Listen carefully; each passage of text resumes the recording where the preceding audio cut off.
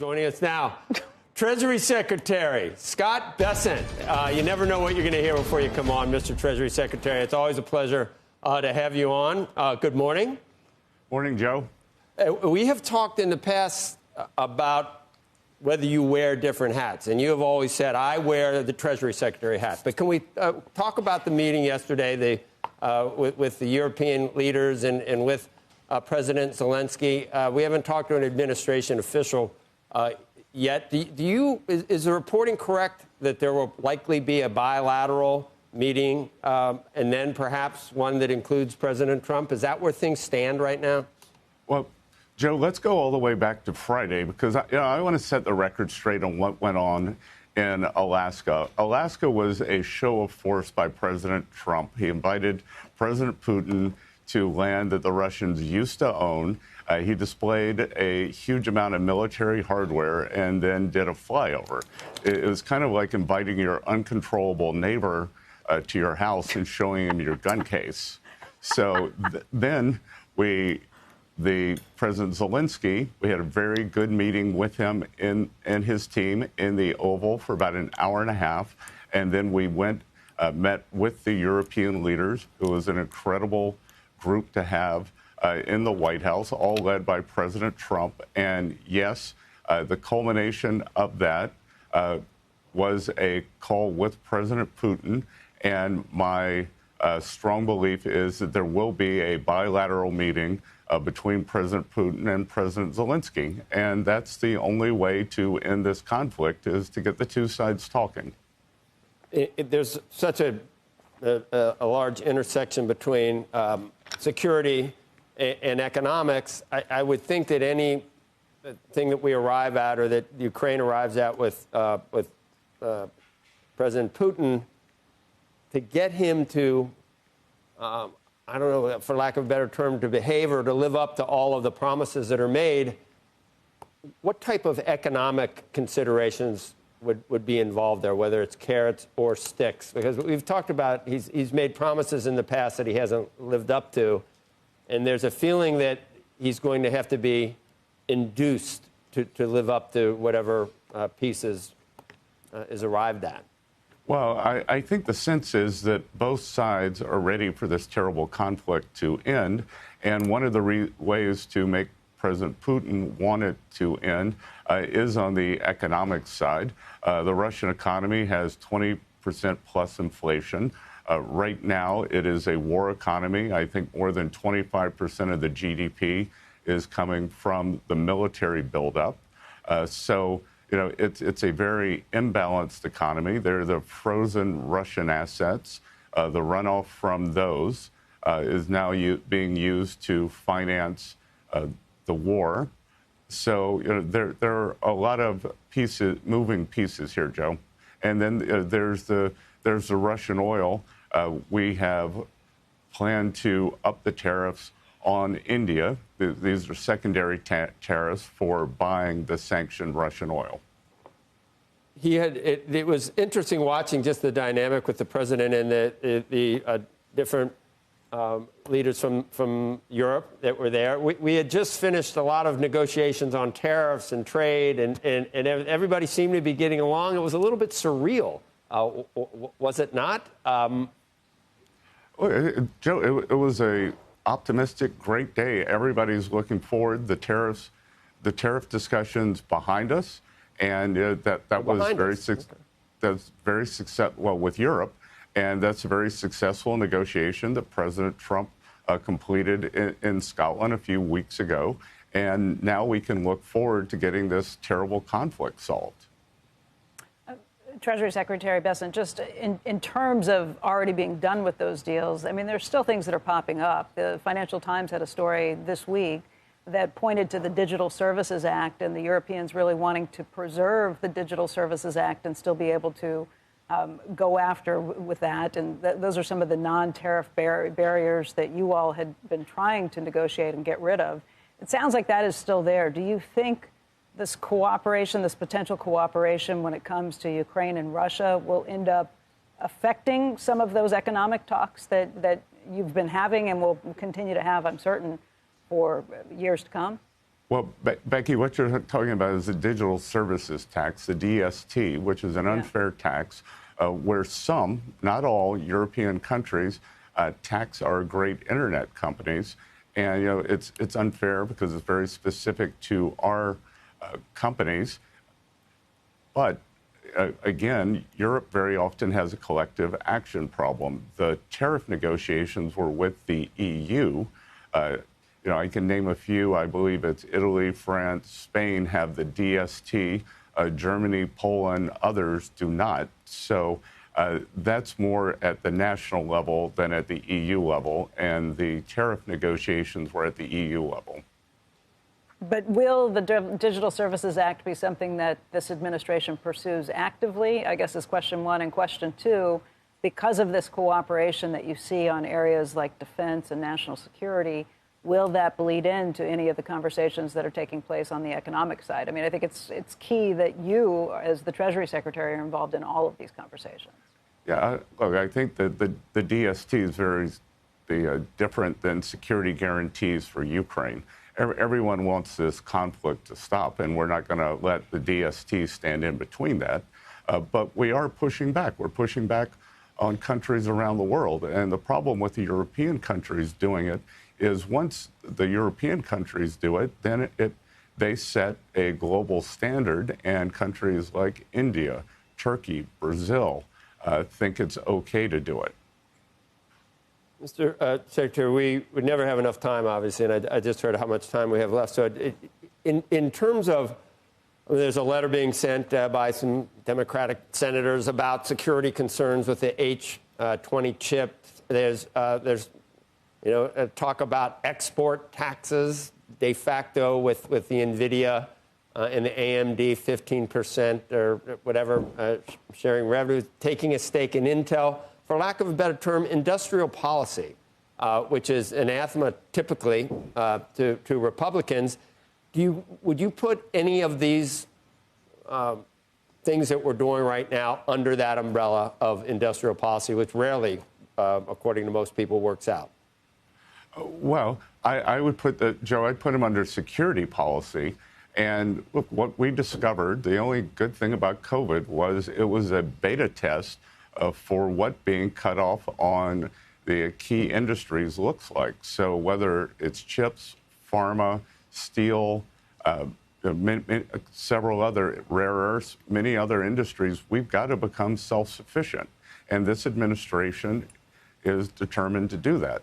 I think there is a group of us in the administration that if we leave office in January 29 and have not done that, we will have considered that we've failed. But that doesn't explain the Nvidia and the AMD. I don't know what you'd call that. It almost, some people have referred to it almost as a shakedown. You give us, some revenue sharing, and you can sell these chips that formerly there was some concern about whether China should have access to these advanced chips. And now it seems like if there's money involved, suddenly it's okay. Well, Joe, again, on the H-20s, I think H-20s are now pretty far down the Nvidia stack. So it could be much more advanced. Yeah. It's not a national security risk. And what we would like, and what the industry has made a very strong case for, is for China, for the rest of the world, including the global South, to develop the U.S. standard as the global standard. I remember when Japan led the world in cell phone technology, and it didn't become a global standard. And for a long time, the Japanese technology got very isolated. The last thing we want is a Huawei Belt and Road where Huawei is selling chips to the rest of the world and the U.S. technology is excluded. Mr. Secretary, I have a couple of questions. One is there's a new report out. It relates to Nvidia about a new chip they're trying to build called the B30A, which apparently is more sophisticated than the H20, which they want to sell to China. Have they come to you about that chip? That would be, Andrew, that'd be through Commerce. I haven't seen that yet. I was watching you earlier this morning, so I'm sure we'll be discussing it, and it will require a license to do that. Right. Well, then weigh in on this, since you did, it sounds like you heard maybe some of the discussion we were having earlier, and it relates to Intel and the potential 10% stake that the U.S. Might take in that company. And what steps you think either the White House or the administration might otherwise take to try to persuade or aggressively sell Intel chips to U.S. companies? Because one of the biggest issues about Intel thus far has been that they're not selling as many chips as they should. And the Biden administration actually tried to put some pressure on big tech companies to buy these chips. And a lot of those companies said, we don't think the chips are good enough. Yeah, and the last thing we're going to do is put pressure, is take a stake and then try to drum up business. The stake would be a conversion of the grants and maybe increase the investment into Intel to help stabilize the company for chip production here in the U.S. There's no talk of trying to force companies to buy from Intel. But no concern that, if you prop up a company that deserves not to make it, that it's just another example of almost too big to fail. Is Intel in the past, the government hasn't been great at picking winners and losers. But you think because of the foundry that Intel has, it's that important that the government actually helps to keep that viable? Joe, they're industries that we have to onshore.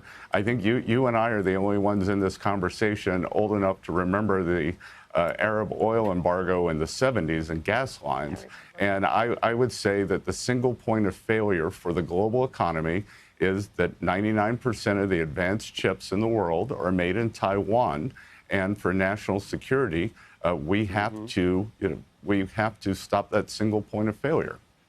Mr. Secretary, have you had any, just changing, once again, like I said, we try to get as much as we can in. Have you interviewed anyone for Jay Powell's replacement in recent days? Can you give us any light on where that stands? And after the PPI numbers we had last week, do you still think that this is the time for a 50 basis point cut or at least 25 at the next meeting? Well, Joe, a lot of things there, Joe, so let's dissect that. Okay. In terms of the interview process, we've announced 11 very strong candidates. I'm going to be meeting with them probably right before, right after Labor Day, and to start bringing down the list to present to President Trump. And it's an incredible group. It's people who are at the Fed now, have been at the Fed and private sector. So I'm looking forward to meeting all of them with a very open mind. And then on PPI, first of all, since President Trump came into office, there were 5 very tame PPI numbers. And a big component of this month's PPI number was investment services, which just means the market went up a lot. Right, in terms of, since a lot of it is 2 and 20 or whatever, I guess maybe that well, makes sense. even just 1%, if the portfolio is up 10%, then it's up. Right. Mr. Secretary, you started at the beginning describing President Putin as your uncontrollable neighbor. You kind of brought over and showed your gun case to. I know part of what the administration has done has tried to make it tougher for Russia to be able to sell its oil. It cracked down pretty tough on India, which is importing a lot of Russian oil, but not so much when it comes to China. Is China in the wrong for importing so much Russian oil as well? I think they import just as much as India does. Oh, well, let's go back and look at the history, though, Becky. And look, China importing it is suboptimal. But if you go back and look pre-22, pre-invasion, 13% of China's oil was already coming from Russia. Now it's 16. So China has a diversified input of their oil. If you go back and look now, I believe India had less than 1% of their oil, 1%, and now I believe it's up to 42. So wow. India is just profiteering, or they are just profiteering. They are reselling. They've made $16 billion in excess profits, some of the richest families in India. So this is a completely different thing. Like this India, what I would call the Indian arbitrage, buying cheap Russian oil, reselling it as product, has just sprung up during the war, which is unacceptable. Mr. Secretary, just to touch on another topic that I think we have talked about, at least I think maybe we talked about with actually the president, but I'm curious where you land and just how it would be effectuated, this idea of using some of the tariff money to effectively create a dividend for American citizens. A, are you an advocate for that relative to using that money to pay down the debt? And B, if you are, how would it work in practice? So, Andrew, I think President Trump has talked about that, but he and I haven't, and I think at a point we're going to be able to do it. As you would have seen, U.S. ratings were affirmed last night because of the tariff income, but President Trump and I are laser focused on paying down the debt. So I had been saying that tariff revenue could be $300 billion this year. I'm going to have to revise that up substantially. So I think that we're going to bring down the deficit to GDP. We'll start paying down debt. And then at a point that can be used as an offset to the American people. You said you might have to revise it up. How high? I'm not prepared to give you the number now, but it could be substantial. I know you have an 8 a.m. I was going to ask you. I can't help myself. I asked you about inflation.